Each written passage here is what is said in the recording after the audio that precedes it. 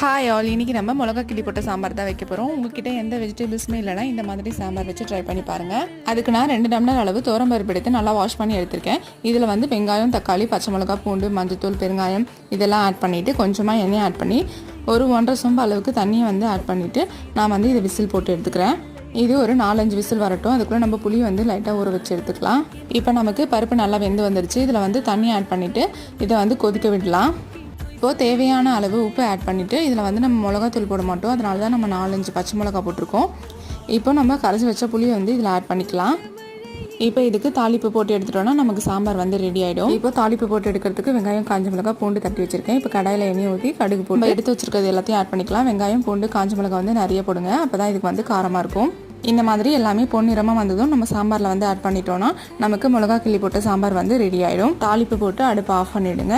அவ்வளோதான், நமக்கு சாம்பார் வந்து ரெடி ஆகிடுச்சு. நீங்களும் ட்ரை பண்ணிவிட்டு கமெண்ட்டில் சொல்லுங்கள்.